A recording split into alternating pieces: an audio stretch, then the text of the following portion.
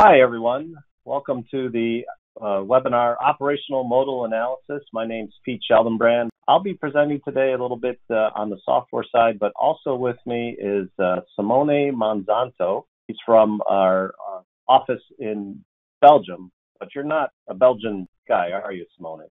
Absolutely not. Like the name suggested, probably I'm an Italian that came to Belgium a couple of years ago. So. Oh, okay. Just a couple of years ago. With my very nice accent then. Yeah, and Simone works in the test development organization where you specialize in the mobile product. So he'll be doing part of the presentation. So he'd be glad to answer any questions you have. And so we'll jump into the slides. You can see here on the first slide, is our agenda. First, we'll be talking a little bit about what operational modal analysis is. And then we're going to throw around some nice acronyms about EMA, which is experimental modal analysis. We consider that the traditional modal analysis in this presentation. And then we'll also talk a little bit about ODS, which is operational deflection shape. And in this presentation, I'm going to be doing demonstrations on a simple plate to show what's going on inside our some SimCenter Test Lab software. Simone is going to do the more complicated ones with a bridge and some other objects. Hopefully that sounds good to everybody who's out there. Does that sound good to you, Simone? Absolutely, yes, Pete. All right. So first, operational modal analysis. We want to know the modal parameters of a structure. So that's typically the natural frequencies of the structure, and with each natural frequency, what the damping is of the structure as well at each mode, and the mode shape. But sometimes we don't have a nice lab where we can apply artificial excitation. With operational modal analysis, we want to get those modes of vibration extracted from it while the structure is in operation. So we're going to put accelerometers on it, but we're going to gather those accelerometers data, just the operating data, and try and figure out what the underlying modes of the structure are. And there's a lot of reasons why we might want to do this. Not only the fact that maybe it's not easy to test the object in a lab because we don't have the lab facilities to do that, but in the real world, when the structure is experiencing real world forces, it might go into a nonlinear state. So the modes could actually be very different in operation than you have it when you're putting an artificial excitation in the lab.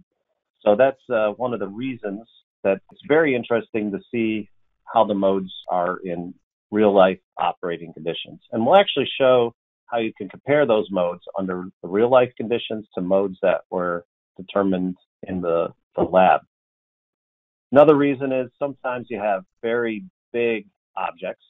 So in this case, we have a bridge, and it may not be easy to excite an object like this.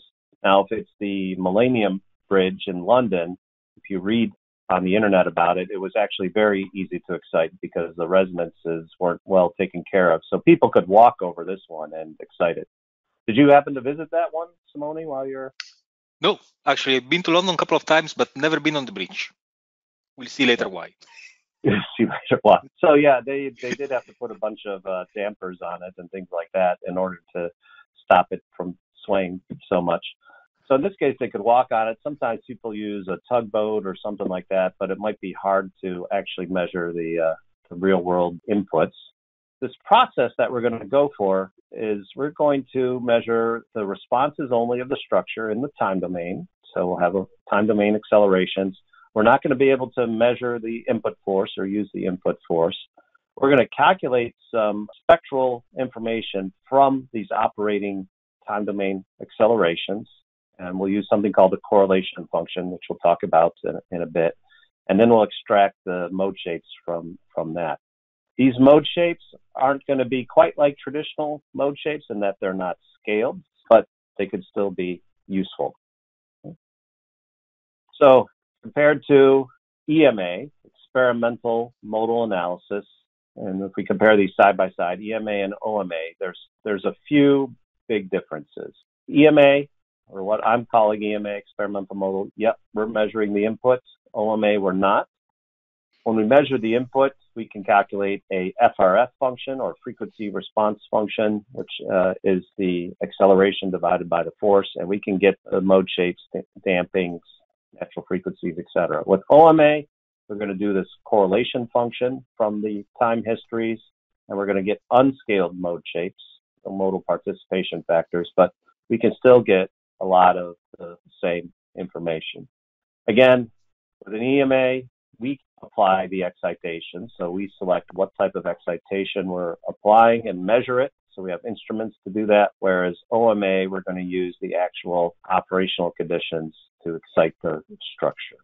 If you looked at the experimental modal process, the input is force, the output is acceleration. We apply some windows here. We might look in the frequency domain at that force time history, do the FFT of it. We want to see that it's flat over the frequency range of interest. We'll calculate a cross power from the acceleration response to the force, and we divide the two to come up with this FRF, or transfer function, that we use for the modal curve fitting process. So that's experimental modal analysis. With the OMA, we're going to try and do the same thing. We're going to have an input, but it's a force that goes unmeasured, and we're going to have the acceleration output. But, or it works out best if the input approximates the white noise input. Is that always the case in the real world, Simone? Unfortunately not. Unfortunately, no. Unfortunately not. So you cannot always apply it. But most cases, I think, when wind is an excitation, road is an excitation, or other sources, at least in the frequency band of interest, I think it's important to assume that it is white. There are techniques to try to compensate for when it's not white, and harmonics from engine, from blades, from everything which rotate is a case. But in this specific seminar, we're going to focus on the simple case where we can assume that at least within a reasonable band of interest, the excitation is white noise. Yeah, and I like scribbling on slides and presentations, Simone. So white That's more means, if we had looked at the function versus frequency, it's flat, same level at all frequencies. In some operating conditions, you said like helicopter blades and other things, we're going to have some peaks in the operating data. And these could cause you to misidentify that there's a mode of vibration there with those peaks. And you called that a harmonic excitation. You said we're not going to cover it per se in this seminar, but suffice it to say, in the test lab software, there is tools for what's called harmonic removal, to remove harmonics from the data so you can get closer to that white noise. So that might be an important thing that we need to do or be aware of when we go to do operational modal. We'd like to remove as much as possible any harmonics from the data to get back to white noise. And you could use something like harmonic removal to do that. And I think you'll find some articles on our community site about harmonic removal. Kind of make things a little bit interactive, just for fun. We have some polls here. And so our first poll here is, we got a question, why use operational modal analysis? So just to see if you were paying attention, and you guys can go ahead and vote there interactively. You don't have to be a passive participant. And actually, I think in this one, you can select more than one answer. Do you see the poll, Simone? Yes, I do. Yeah. You're not, as an employee, you're not allowed to vote, though. So exactly. Don't try voting. Yeah. All right. I think some votes have come in. I'm going to close the poll here, and I'm going to share the results with everyone. And I think you'd see that if you can't apply artificial excitation, that's one of the main reasons to do operational modal. But a lot of you also got the structural modes are different in operation. That's another reason why we might be interested in doing it. And I think you could actually select both if you wanted to. All right. So what is this function, Simone, that we're going to use? Okay. Yeah. So basically, when you do OMA, you have to apply it on out and cross power spectra. The thing is, the way the whole method is built, you cannot use regular out and cross power. And there's plenty of articles in literature that explain why. So you have to use the so-called half spectra. So you only take one side of the spectrum. You only take the positive side, you don't take the negative side. Now, as a pre-processing, as Pete said earlier, you start from the raw time data, and you don't just do an FFT or a regular spectral calculation, but you take advantage of the shape and the properties of the correlation function. So the correlation function basically looks in the future, so takes a time instant at the beginning of your observation, and then it looks at the future and it tries to give you an idea of how much you can predict what happens after a given amount of time, starting from that individual sample. And if you have, for example, the simple case, if you have a sine wave and that sine wave is stationary, if you do the correlation function, an autocorrelation function, for example, you will always get one, because the sine is a very nicely deterministic signal, so you will always get a correlation of 1. Now, if you think about a structure which is excited by a random excitation, you know that the response will be random. And in that response, the non-deterministic part of the response is coming from the modes, assuming that the excitation is white. And so by looking in the future, the only thing which is non-random are the modes. And the more you look into the future, the more random the response will become. So when you take a time signal as a response of a random excitation and you apply the correlation function, you will basically get a time decay, something which really looks like an impact. And the shape of the decay is due to the modes, which are the only thing which is deterministic in the signal. So by taking the correlation function, by looking into the future, and then by doing the FFT of those correlation function, we get some very nice spectra, out and cross spectra, which we can then use to perform model analysis on. So that in a nutshell is why. And because the correlation function for these kind of signals look like an impact, you can basically apply exponential windowing to stabilize a bit the response and get smoother results in the end. So that's it for the correlation functions. I try to give a simple explanation, as simple as possible, maybe not perfectly theoretical, but it always helped me in understanding why you use correlation function in this case. All right, so we get these correlation functions here, right? And then we're going to get these cross correlation spectra. So in operational modal analysis, I'll try and show that process here. So I got a plate that hopefully people can see it. We had 8 accelerometers mounted on it, and we hit it, but we didn't measure our input. So I got some time histories. I can take a look at those. You can see that we hit it and it decayed over time. So we start with acceleration time histories. Is that correct, Simone? Yep. Okay, so I would take these time histories, and then to do operational modal, if I already have a geometry and everything else, under tools add-ins in Test Lab software, I would pick the operational modal add-in. So I can turn that on, tokens if I want, and I'll go and I put this in the input basket under time data selection here. I said replace, and I'll go to this data collection. I guess I didn't have to. I can say from the input basket, I can select the time histories. Can I have more than one reference, Simone? Absolutely, yes. It's actually the same.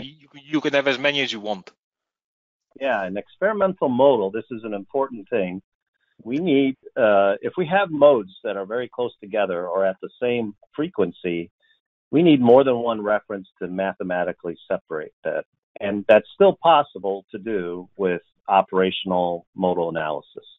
And down here we have that exponential window that you talked about, and this number of time lags determines your spectral resolution. So you see I'm at 2 hertz right there, but if I said 8192, for example, it's a 1 hertz resolution, and I see the data update accordingly.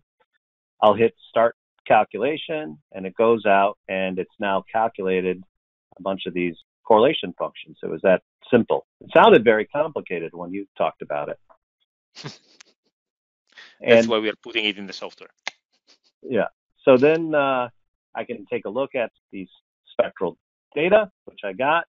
And just like in traditional experimental modal analysis, I can select the data, do a stabilization diagram. I can select modes or have the software automatically select them for me, and then calculate shapes. And each shape has a damping associated with it and everything else.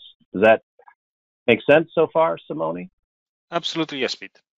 And if I crank up on this first mode, I actually see I got two modes there. Let me delete this one. And if I calculate these shapes, and I'll show this, I got really a torsion, and I have a bending, although it's a little bit of a complex shape. Maybe I can hit calculate, make it a little less bending and torsion. So there were two modes around 130 hertz, and even in the operational modal analysis, I could separate those. So that's a very simple example of how the operational modal analysis software works. So now we want to talk about OMA versus something called operational deflection shape. So another term that you'll hear is this ODS. So they're very similar things, but in that they start with the exact same time domain data. We measure accelerations, right? And we take these accelerations, and then we are going to look at shapes from them. Here we'd still do the cross correlation functions, etc. But here we're going to strictly do a FFT on the data, and potentially even use a phased referenced FFT. And we're going to get shapes as well here. One of the things that ODS kind of suffers from, if you will, is, let's say I had those multiple modes at the same frequency or very close in frequency. So they're very close together. ODS, you can see at A here, there's a lot of influence from mode B and a lot of influence from mode C. It's going to show me a shape if I identify the frequency at A, but it's going to be a combination of the mode shapes from the adjacent frequencies. Whereas OMA, when it looks at this data that's close together, it's going to try and separate the influence of the modes upon each other. So it's not going to get fooled or make the incorrect shape. We already saw that with this plate when we saw that the first two modes we could actually mathematically separate because we used two references, and we could extract a bending and torsion, which was set up on this plate so that both bending and torsion were there. I'm going to show that with the same data. So here's the plate again, and it's a different type of analysis in order to do this. So under add-ins here, I can select and turn on operational deflection shapes. Okay? And this will let me look at data directly. Well, in this case, I got the time histories, right? So if I go to time animation here, in fact, I can actually see, if I click on the button here, it goes along, and it's kind of like a slow-mo digital camera, although that was pretty fast, where the hit occurred. So this is something I can do in ODS that I guess I can't necessarily, well, it's not really an operational modal thing, seeing some things in the time domain here. I can step along one frame at a time, and I can actually see, okay, the hit looks like it started on that corner and then propagated through the structure and caused all this vibration, right? Excellent. If I go to animation, so that was looking at that time data in the animation tab. I can also go in and I can look at somewhere I have the data. If I ever go back to the thing here. So I calculated cross powers, for example. So if I go to animation here and I go to the input basket, I can then view the same data. So I just did spectral data, and I can look at the mode shapes or the shape in frequency. What do you think of this shape, Simone? It makes sense, but yeah. If I look at this one, it looks like a classic twisting mode, right? That's a bit nicer. Yeah, and this looks like classic mode, but this first one, it actually looks like a combination of bending and torsion, and that's because the operational deflection shapes, again, suffers. It can't, unlike OMA, it can't separate out that there's two modes going on here. So I don't know. And even if you try to move the cursor a little bit, you will not see the difference between the two modes. You will just see the combination of the two because they're so close that the algorithm cannot separate them. I always see a combination. In the US, I don't know what they call it in Italian, but we call that the Borgian mode. Is that what you guys call it? No, not really. You don't call it Borgian? It's the first time I heard of it. It's a very nice name. Yeah, well, we were going to call it tending, like torsion and bending, but okay. Borgian sounded better. Borgian is a bit stronger. Yeah. All right. So that's an example of ODS, contrasted a little bit with OMA, and again on the simple plate. And again, to keep things a little bit interactive, we just talked about ODS. We'll see if you were paying attention or not. I set out a poll here. Or what does the acronym ODS stand for? Go ahead and I'm worried about how fun this group is, Simone. No one's picking the wrong answer. How many people will? Oh, someone did. Someone did. All right. So, yeah, I'll close the poll here and share the results. So everybody accurately identified that it's operational deflection shape. Some people got dang stuff. So, all right. As it was expected. Yeah. So we want to talk about some real-world applications. So I'm going to switch over to you, Simone, and you're going to talk about some things here. So when we were thinking about application, we decided to span a bit across different industry. But when we talk about OMA, historically, it's been originating from the civil engineering industry.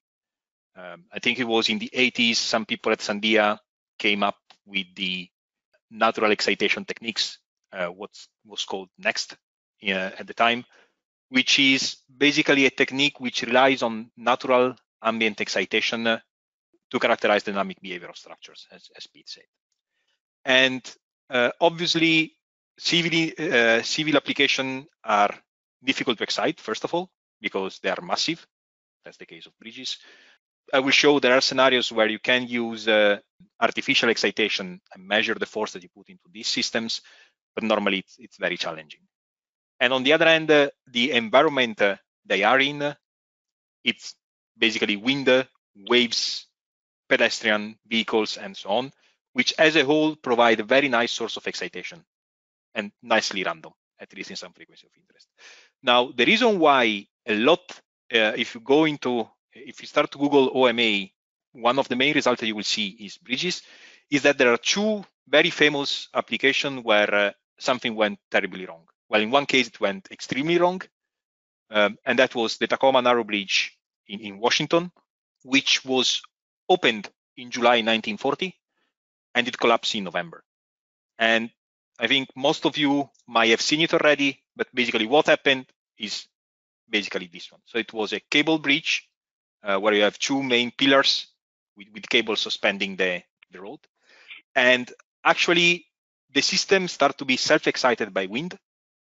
And so the more the bridge was moving, the more the wind was exciting it, until actually things start to become extremely unstable and the whole bridge collapsed. Now, that's a very probably catastrophic example of how things go wrong. You can find similar things for plane, and that's called flutter specifically. For wind turbines as well, they start to rotate, to spin extremely fast. But that's one of the reasons why it's important to also take into account the environment in which the structure we are designing will be put on. Now, the second example was less catastrophic, and that was basically what Pete introduced already at the beginning of this webinar, and that's the Millennium Bridge in London. So it opened on June 10th of 2000, and it closed 2 days after. And the reason is that they designed it so badly, they didn't probably take into account that so many people were walking on it, And it's not just the excitation from the people, it's the fact that the people started to walk on the bridge. The bridge started to oscillate laterally, and instinctively, all the people started to walk at the same frequency at the bridge to try to compensate for the vibration. But actually, what they ended up doing was making it even worse. And so they basically had to close it down. And it took them 2 years and £5 million, which should amount to something like $7.5 million, just to put some vibration absorber all under the deck to try to dampen a bit this effect and make it safe for people. So, and these basically show how important it is to try to understand the dynamic behavior of the structure in its operating environment, try to avoid that things like this happen. This, of course, is for bridges, but it's also for any other type of structure. If you want to look a bit into practical application, we decided to also show you a real life example of OMA. So we decided to go beyond the plate, which is very educational. But we also got some data in the past, in particular my boss. He did his PhD on OMA at the time. And there was a big European research project in the early 2000s to monitor the dynamic behavior of bridges. And so in this research consortium, they got some vibration data over a long time on this bridge on a Swiss highway. And they basically distributed the data around on a benchmark to let people try different techniques and make sure that all the different methods were giving consistent results. So we're going to use this data to illustrate some of the elements. Now, the beauty of this is that because it was a research project, they wanted to get some reference data. So they started to use this kind of hydraulic actuator or drop-in masses, where they basically either created some kind of artificial sweep or a very huge impact to try to excite the bridge. And this is the geometry where they placed all of the sensors, and they basically excited vertically on these 2 points and horizontally on that point. And obviously, it's difficult to instrument completely the whole bridge at once, also because of the size of the cable, the length of the cable that you would need. So in civil application, actually, it's quite common that you use the roving setup. So you keep either the response or the excitation fixed, and you move one of the other. And I think Pete made a couple of very nice articles on the community that you can refer to if you're interested in how this works more into details. But what you can see is that if you use artificial excitation, you have a controlled excitation in the system. You can basically balance a bit how the structure behaves into the different tests. And so if you look at one FRF during the whole 9 runs that were required to cover the whole geometry, you see that the excitation is very consistent. And if you do modal analysis on those data, these are some of the examples. I think you get modes up to 30 Hertz, but these are some of the bridge. So this is like the bending of the center span of the bridge. That's a very nice torsion. That's a coupled torsion and bending. And that's, again, it's a bit more complex, but it's a combination, again, of torsion and bending with different orders. Okay, so time to go a bit to the demo part. As you can see, I have here all of my cross power that I computed starting from time histories. If I want to look at the time histories, they are for each run, I basically have a bunch of them. So they're all nicely random. There is a DC component, but the DC component will be basically taken out automatically when you do the pre-processing of the data. And as you can see, we have 3 reference channels. So for each of these 9 runs, these 3 accelerometers stayed exactly at the same position. That's the 3 arrows that I showed you earlier. And then all of the other were moved. And that's important because at the end, we're going to use these 3 points as a reference to scale all of the data.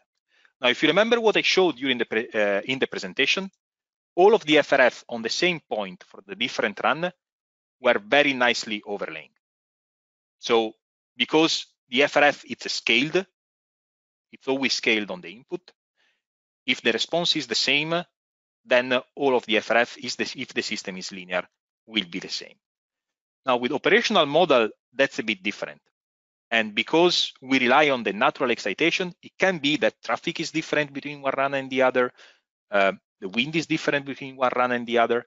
And because we just look at response signal, basically we will see that although the dynamic behavior is nicely there and they are basically pretty much consistent between all of the 9 runs, that's, I think, reference 1, the one we were looking at earlier. We see that because the level of excitation is different, also the level of the out and cross power is different. So we need a way to try to compensate for these differences when we merge the data. So one alternative, for example, will be to, and I will just quickly show it, to process all of your cross power at the same time. So I'm gonna go here. I'm gonna select all of my runs. So I see that all of my points are measured. And then I can use all of them together in the stabilization diagram. And I see that, well, indeed, I get some poles.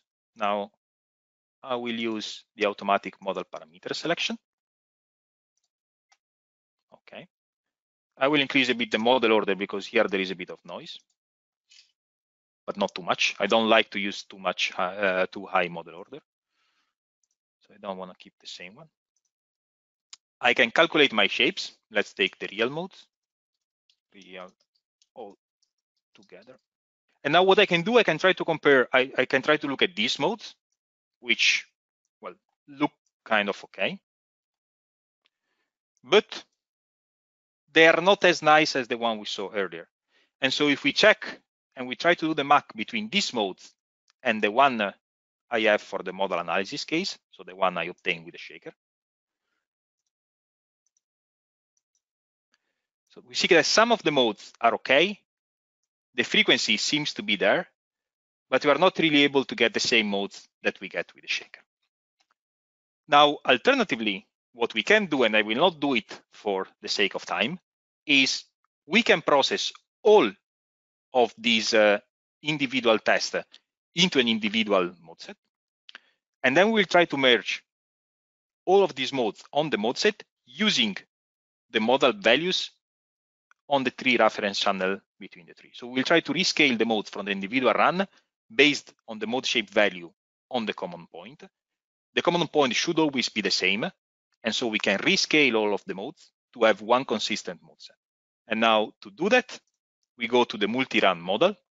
We choose not all of the run. Let me clear the table.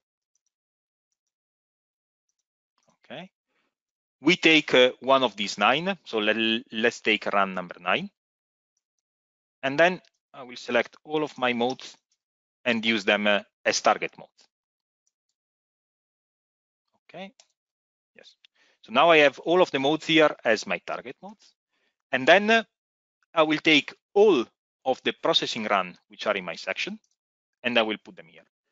Now, I will just delete 1, 2, and 3, which has nothing to do with this analysis.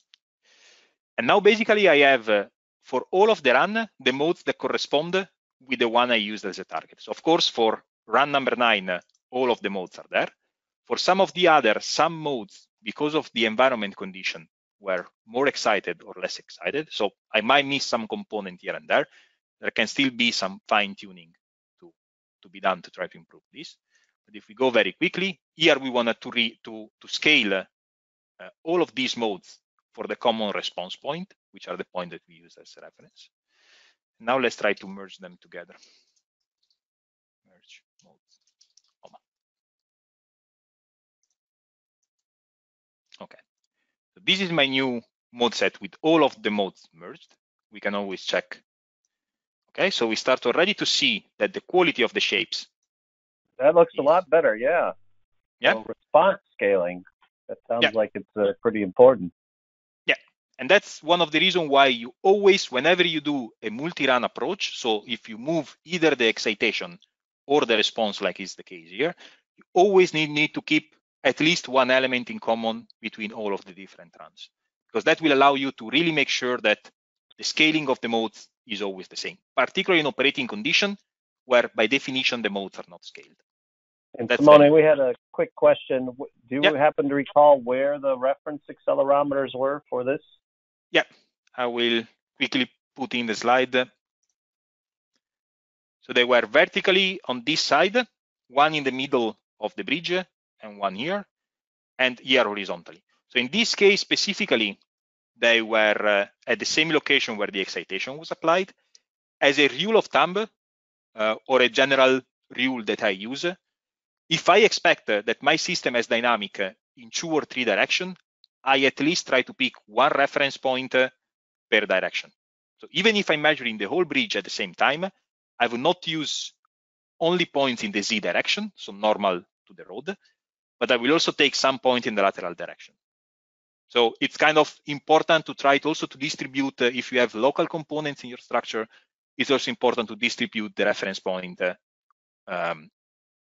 all around the structure, so that you are sure that you not only get the global modes, but also the local modes. And now just to close the demo, if we now try to compare the new modes, so the merge modes, with the modes from Polymax, okay, we still miss some of the modes. Again, that was not an optimized process, it was a very quick one. But you can now see that at least the modes are on the diagonal, and that many of them are much more similar than before. So that's kind of showing that in many situations, it's really important to use and to spend more time in processing each individual run individually and then combine them at the end. Even though you might think that the result that you get from processing everything together can still be okay. I think it's a safer assumption with FRF. If you make sure that all of your FRF are consistent between the different runs, in OMA it can be extremely dangerous. So going back to the presentation, okay, we have some other examples here that we wanted to show. So the first one is actually how it can be used also in the automotive industry. So this is really to show that the boundary condition and the element in which our component are have to face when they are in operation can be quite different than the one we test in the lab. They wanted to check the behavior of the oil pan of the engine in operating condition because it was radiating more noise than it was supposed to. And what they thought was the reason for that is that because of the mass of the oil and the operational temperature, the dynamic of that component was extremely different than the one they were able to test in the lab by just taking that oil pan, suspend it, and do a regular impact test to get the FRF and the modes. A lot of people try to make laminated oil pans to reduce noise, so they were trying to see if that was effective in light of the mass of the oil and other things. Yeah. Okay. And so what they observed is that, it was one of the questions that Pete brought up earlier. So are the modes in operating condition the same as the one we test in the lab?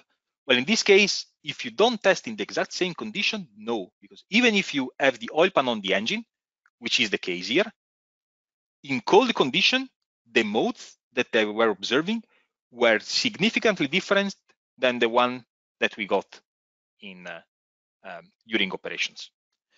And so not only the shapes, but also the frequency and the damping in particular were they were not really in agreement. And that's a clear demonstration that sometimes testing it in operating condition and getting the modes in operating condition can also provide some nice feedbacks to the simulation models, to how accurate they can be, and also to try to understand what is really going on. Because if we try to correlate what we are observing with these modes, well, we might tend to draw some different conclusion. In particular for these modes that you see went from 2028 to 365. So the mode is extremely similar in this case, but there are 120 Hertz of difference. And even if you try to do the math between the two, well, this is what you would get. So there is one mode which correlate with 60%, but all of the other, just by having the oil and having the temperature effect, are changing completely. And this is only something that you can probably test reliably and safely if you use operating condition. Okay, back to you, Pete. Let me see if I can give you, or just take control. I think it's easier. All right. I think there's a few ways to kind of approach that. Maybe I'll back up to the navigator here. And you can see that these are all exactly .000. These are actual shapes that I calculated during the operation of this, in this case, the operation of a plate, whatever the operational status of a plate is. I think in this particular case, what we did on this plate was, let's see, got some operating data here. So we had like a transient applied to the tape. So in the validation tab, I come in here and I got in the input basket. Well, this is kind of tricky. I put those modes in the input basket, the operational modes. So if I go look at input basket here, has the operational shapes. And by the way, under advanced here, you can say types of shapes in the input basket. You want to pick operational deflection. Otherwise, like if it's set to modal, it don't like that very much. So it has to match, which is the case here now. Then I got my regular modes. So I did a full modal with shakers or whatever, and identified the modes. And in fact, this has 130 hertz peak, but there's actually two modes there, right? It's one of these repeated roots. And then I hit the decompose button. And when I hit decompose, you can see across the top here, these are all the modal modes. Yep. Can you tell which one is most responsible for the motion at 130 hertz? I'm going to go with mode 1 there. At 131, yeah. Yeah, it scales it up. Now, for the motion at 300 hertz, the operational motion, which mode is most responsible? Mode 3? Yeah, it's almost logical. The 300 hertz mode is responsible for the 300 hertz peak. And then so on and so forth. You got 366, right? Yeah. Now, it always scales 1 up to 100. One of the modes gets assigned 100. There's this column over here, REST, residual estimate. What this means is this is the percentage of the operational shape that could not be described by the modes. In other words, like in this row, you see there's one of them is set to 100. Right, exactly, mode 3, but it's not very, yeah. And that kind of makes sense. The 889 hertz operational frequency probably is not due to the 300 hertz mode, right? And I guess it was smart enough to catch that with this relative percentage over here. And so this brings us to the end. So the way I normally distinguish between the different techniques is, first of all, there are technique to observe and technique to understand. And what we see ODS can do, it's a very powerful tool to just understand how our system behaves at a specific operating point. It tells us something about the most excited frequencies. It tells us some, but it requires peak picking. So there's no automated way of extracting ODS. You just have to look for some pattern on your data. And then you can check the animation. And you know that at that frequency, the system will move a lot. But you don't know why. You don't know whether it's a force that is, whether there is a local excitation there, for example, an harmonic, whether there is a mode which is responding a lot, or a combination of the two, which is definitely something that you don't want to have. You don't get any damping information. You can extract from time to time damping from the curves with the 3dB method. But as it was the case for the plate, if you have combination of modes or if you have very high modal density, it can be difficult to distinguish between different modes and between structural response and forced response. On the other hand, modal analysis allow you to understand how your system behaves. So in both cases, for EMA and OMA, you can extract a modal model. So you get a characteristic representation of your structure in terms of frequency and damping, and in terms of mode shape, with the difference that in EMA, the modes are scaled because they comes from the FRF. In OMA, normally the modes are unscaled. But the meaning of the three modal parameters are the same. And actually the damping that you would estimate in operating condition, although with all the uncertainty of the case, is actually more accurate and more interesting than the one that you would get in the lab, because that's the actual damping of your structure.